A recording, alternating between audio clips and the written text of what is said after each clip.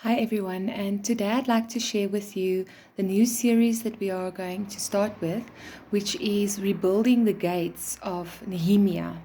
And I'd like to take you to Nehemiah 1 and just read it to you.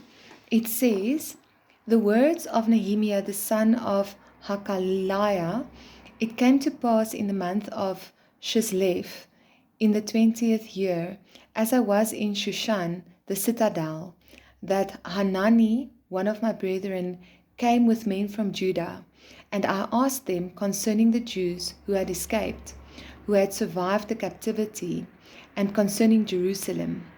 And they said to me, the survivors who are left from the captivity in the province are there in great distress and reproach. The wall of Jerusalem is also broken down, and its gates are burned with fire. So it was when I heard these words that I sat down and wept and mourned for many days. I was fasting and praying before the God of heaven. And I said, I pray, Lord God of heaven, O great and awesome God, you who keep your covenant and mercy with those who love you and observe your commandments, please let your ear be attentive and your eyes open, that you may hear the prayer of your servant, which I pray before you now, day and night, for the children of Israel, your servants, and confess the sins of the children of Israel, which we have sinned against you. Both my father's house and I have sinned. We have acted very corruptly against you, and have not kept the commandments, the statutes, nor the ordinances which you commanded your servant Moses. Remember, I pray, that the word that Remember, I pray, the word that you commanded your servant Moses, saying, If you are unfaithful, I will scatter you among the nations. But if you return to me and keep my commandments and do them, though some of you were cast out to the farthest parts of the heavens, yet I will gather them from there and bring them to the place which I have chosen as a dwelling for my name. Now these are your servants and your people, whom you have redeemed by your great power and by your strong hand. O Lord, I pray, please let your ear be attentive to the prayer of your servant and to the prayer of your servants who desire to fear your name. And let your servant prosper this day. I pray, and grant him mercy in the sight of this man, for I was the king's cupbearer. So now he's asking for mercy from that he will have mercy with the king. And then it says in chapter 2, and it came to pass in the month of Nisan, in the 20th year of King Artaxerxes, when wine was brought before him, that I took the wine and gave it to the king. Now I had never been sad in his presence before. Therefore the king said to me, Why is your face sad, since you are not sick? This is nothing but sorrow of heart. So I became dreadfully afraid, and said to the king, May the king live forever. Why should my face not be sad when the city, the place of my father's tombs, lies waste, and its gates are burned with fire? Then the king said to me, What do you request?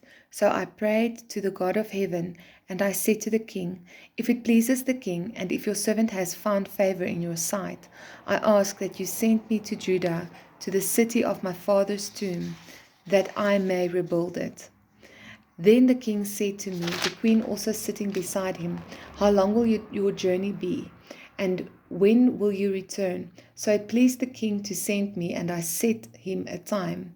Furthermore, I said to the king, If it pleases the king, let letters be given to me for the governors of the region beyond the river, that they must permit me to pass through till I come to Judah, and a letter to Asaph, the keeper of the king's forest, that he must give me timber to make beams for the gates of the citadel, which pertains to the temple, for the city wall, and for the house that I will occupy.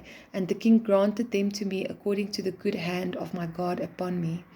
Then I went to the governors in the region beyond the river and gave them the king's letters. Now the king had sent captains of the army and horsemen with me.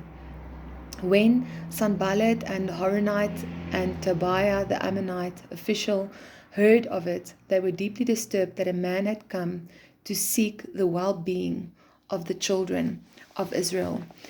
And why I'm reading you this from Nehemiah is that I believe that we are moving into a time where we can restore the wall and the gates of the time of Nehemiah. And we're going to take time in this series to walk through Nehemiah and look at every gate that was restored. But if I can just share my heart regarding this process with you, because I truly believe that it will be something that once we've prayed through it and walked through it, there will be true restoration in your life.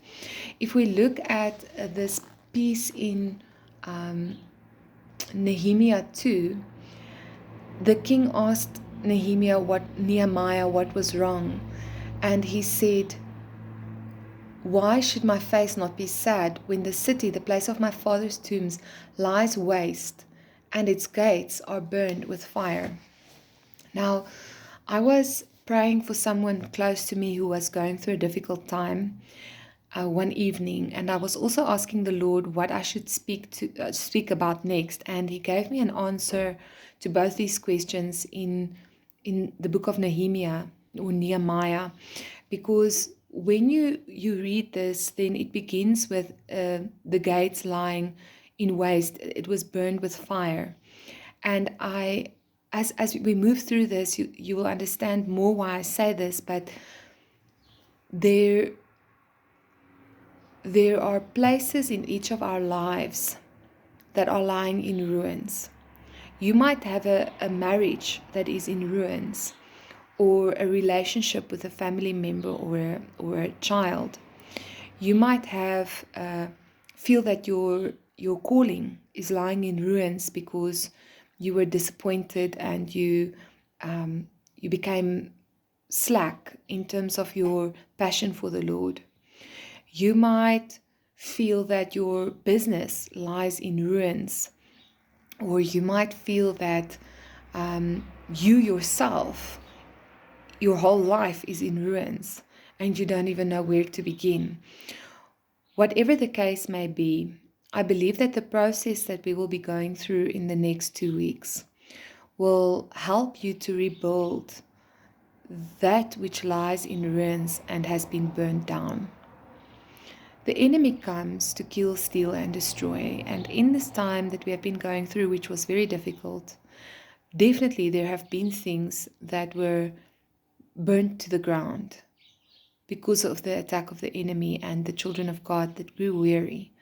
But I want to encourage you that whatever is lying in ruins, we have a God who prides or who is known to resurrect. God is known for the resurrection of Jesus Christ.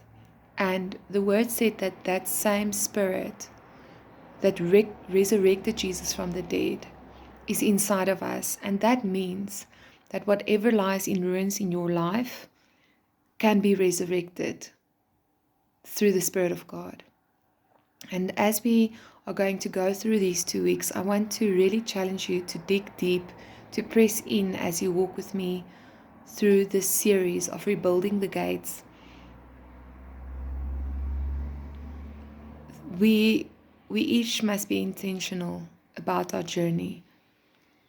The Holy Spirit is with us. He is the Spirit of truth, and He will reveal Himself to us. But the Word also says that it is the glory of God to hide something, and it is the glory of kings to search it out. I want to encourage you to search out the hidden blessings of God in this time, and to walk with me in the next 2 weeks as Nehemiah walked. And tomorrow what we will do is we will start by looking at how did Nehemiah survey the damage, and that is where we will start as well. So this was just an introduction to let you know where we're headed, and I hope that you will join me. Blessings.